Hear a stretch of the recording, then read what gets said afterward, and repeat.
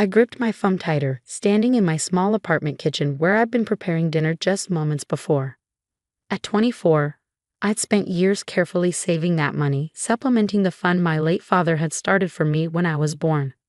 You did what? My voice remained steady, though my hands shook. Oh, don't act so surprised, Sophie, my sister-in-law sneered. You think you're so special with your perfect grades and scholarship applications. Emily needs that money more than you do. She's actually going places.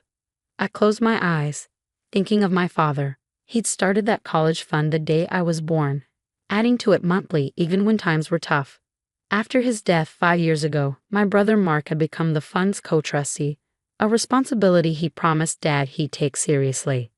Does Mark know about this? I asked, already knowing the answer. Amanda's laugh turned bitter. Mark? Please, he's been working so much lately, he barely notices anything. Besides, as his wife, I have just as much right to that money as you do. I sat down at my kitchen table, my dinner forgotten. Actually, you don't. That fund has specific conditions. Had conditions? Amanda interrupted. Past tense, sweetie. I've already transferred everything to Emily's car fund. She's getting that red Mercedes she's been dreaming of. Much better use than wasting it on your community college classes. My chest tightened, but not from panic. Something closer to determination took hold. Thank you for letting me know, I said calmly. What? Amanda's voice lost its smug edge. That's it? No crying? No begging? No, I replied. Just, thanks for the information. I ended the call and immediately dialed another number. After 3 rings, a familiar voice answered. Sophie, I was just about to call you. Mr. Patterson, my father's financial advisor and the manager of the college fund, sounded concerned. We need to talk. About Amanda trying to empty the college fund? I asked. Ah, so you've heard. His tone shifted to something more professional. Don't worry. Your father was very specific about the fund's protections. I assume Amanda didn't mention she got an automated rejection when she tried to transfer the money. Relief flooded through me. No, she conveniently left that part out. The transfer was denied immediately. Only you or Mark can access those funds, and even then, only for educational purposes. The attempt triggered several alerts, including one to the main bank's fraud department. I smiled despite myself. Dad had always been thorough, especially when it came to protecting my future.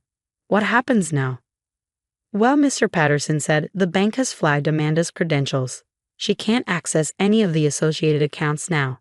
Also, since she used Mark's personal information to attempt the transfer, there's a formal investigation pending.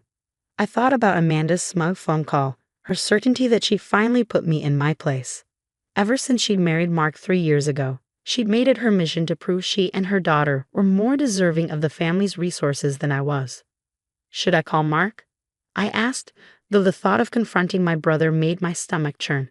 We'd grown distant since Amanda came into the picture, his once protective nature giving way to passive acceptance of his wife's schemes. Actually, Mr. Patterson said, Mark is in my office right now. Amanda's attempt to access the fund automatically notified both trustees. He's not happy.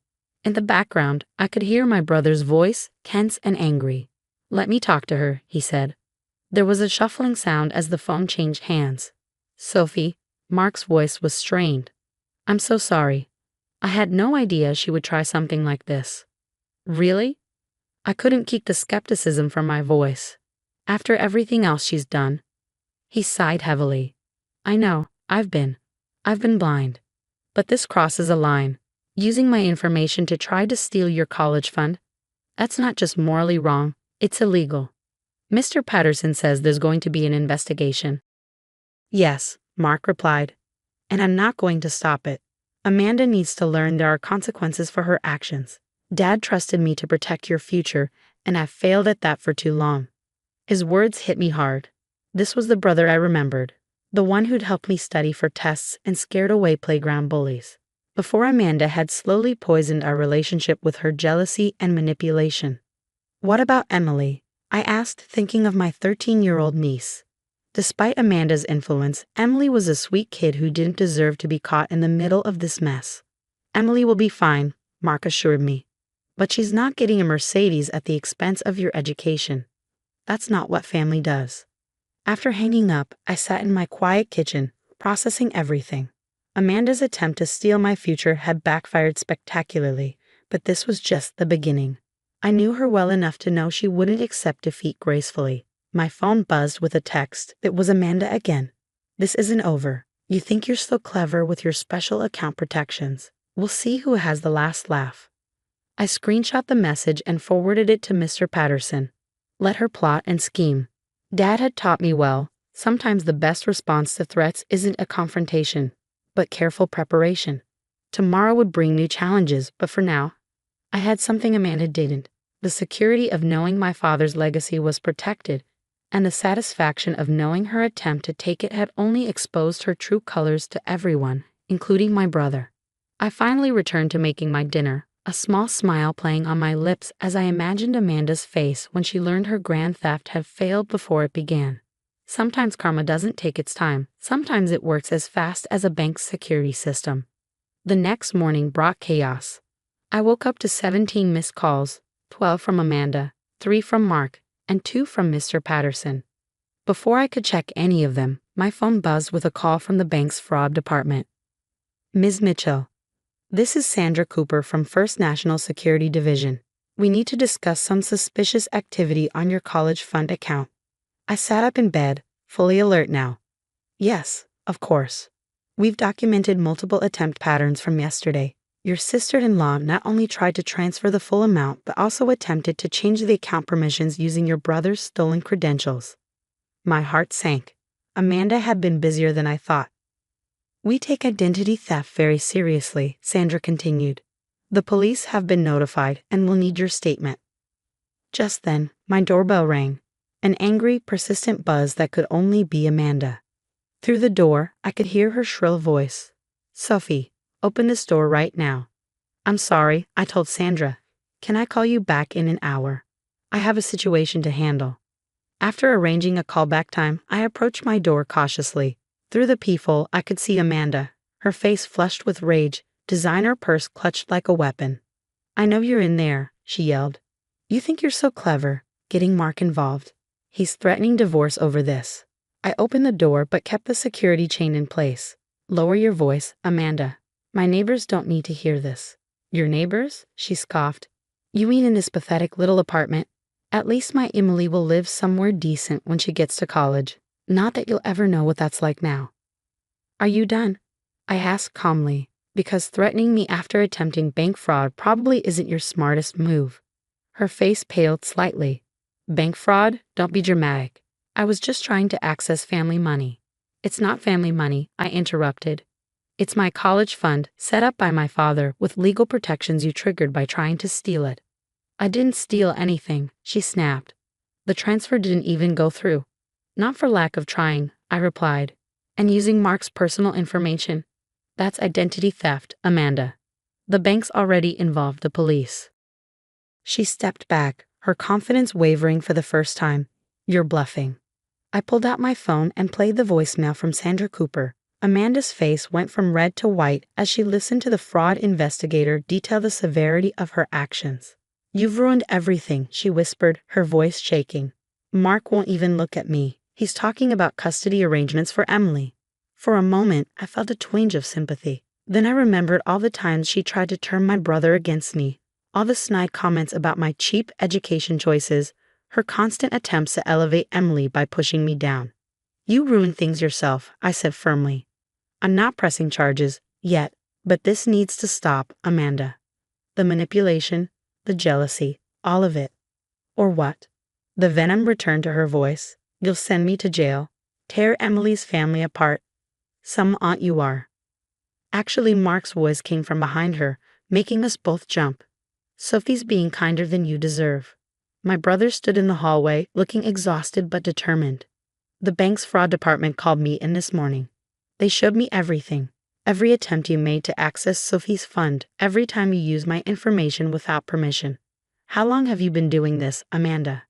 She spun to face him, tears starting to fall. "Mark, please. I was only thinking of Emily's future. By stealing from her aunt? By committing fraud?" Mark shook his head. "Pack your bags when you get home. My lawyer will contact you about the separation agreement." Amanda's face crumpled. "You're choosing her over your own family? Sophie and Emily are my family, Mark replied. You're the one who tried to steal from family. There's a difference. After Amanda stormed off, Mark turned to me. Can I come in? We need to talk. I closed the door, removed the chain, and let my brother enter. He looked around my small apartment with new eyes, perhaps really seeing for the first time how differently we lived. I'm sorry, he said, sitting heavily on my couch. I should have seen what she was doing long ago. The way she treated you, the comments about money, the constant competition. I just wanted everyone to get along. I know, I said, sitting beside him. But enabling her behavior only made things worse. He nodded. Mr. Patterson showed me everything. Amanda's been trying to access that fund for months, making small attempts here and there. If she had succeeded, he trailed off. But she didn't, I reminded him. Dad made sure of that. Mark smiled sadly. Yeah, he did. He knew what he was doing when he set up those protections. He reached into his jacket and pulled out an envelope. Speaking of Dad, Mr. Patterson gave me this. It's a letter Dad left, to be opened if anyone ever tried to tamper with your fund. My hands trembled as I took the envelope. Inside was a single page, covered in our father's familiar handwriting. My dearest Sophie, if you're reading this, someone has tried to take what I set aside for your future. Know that I prepared for this possibility, not because I didn't trust your brother as trustee, but because I understood how people can change when money is involved. Your education, your dreams, they matter. Don't let anyone tell you different. The fund is protected not just by legal documents, but by people who know your worth. Trust them, and more importantly, trust yourself. Remember what I always told you. Education is the one thing nobody can take from you once you have it. That's why I made sure nobody could take the means to get it either. Love, Dad. I wiped tears from my eyes as I finished reading. Mark put his arm around my shoulders just like when we were kids. He was right, Mark said softly, and I'm going to make sure both you and Emily understand that. No more competitions, no more comparisons. Just family supporting family, the way it should be. As we sat there, my phone buzzed with another call from the fraud department. The investigation was proceeding and they needed our statements. But for that moment, sitting with my brother, holding our father's letter, I felt stronger than I had in years. Amanda's attempt to steal my future had only secured it further, bringing truth to light and family back together.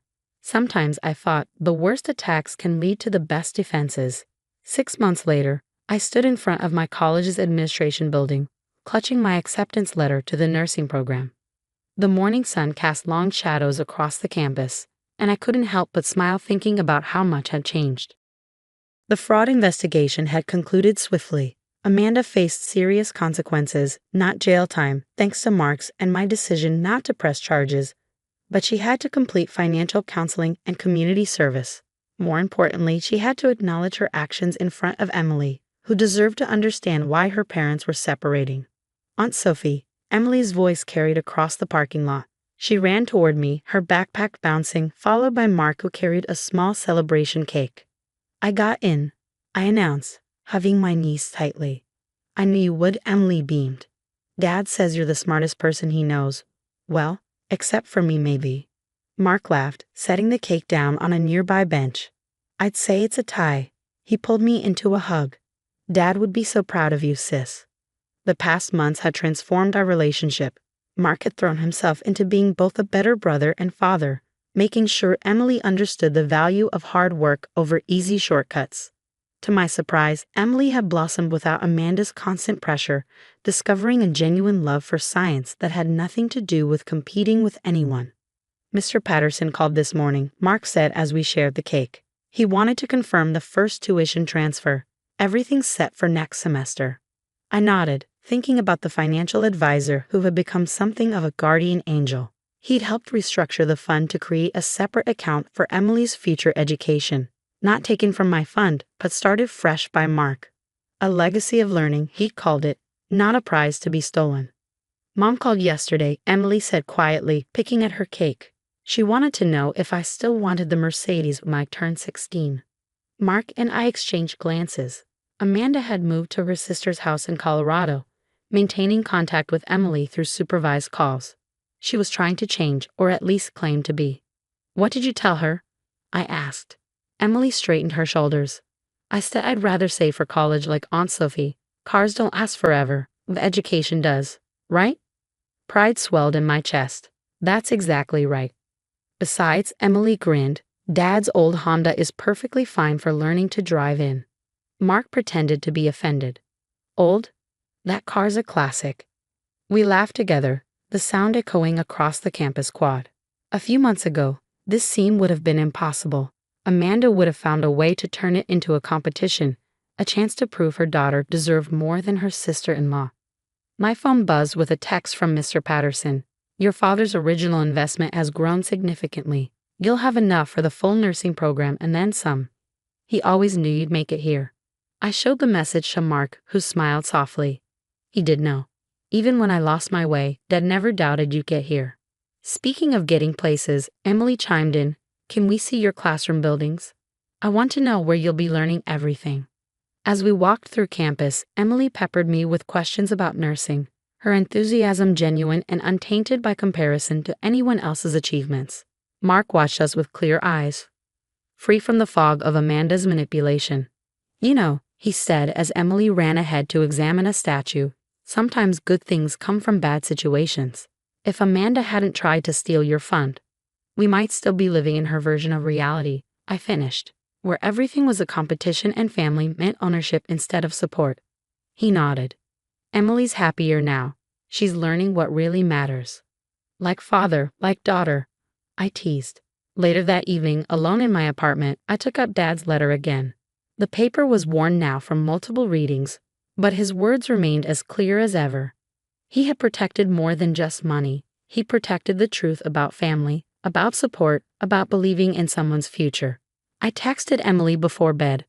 Proud of you, kiddo. Keep dreaming big. Her response came quickly. You too, Aunt Sophie. Thanks for showing me what that looks like. As I prepared for bed, another text arrived, this one from Amanda. Heard you got into nursing school. Good luck. Simple, no backhanded compliments or subtle digs. Maybe she was learning too. I fell asleep thinking about cycles broken and lessons learned. Amanda's attempt to steal my college fund had failed, but it had succeeded in teaching us all something valuable about family, faith, and the real meaning of investment in someone's future. Sometimes the best revenge isn't revenge at all. It's simply becoming exactly who you were meant to be, regardless of those who tried to stop you. Dad knew that all along. That's why he protected not just my education fund, but my right to become whoever I chose to be. And that, I realized, was worth more than all the Mercedes in the world.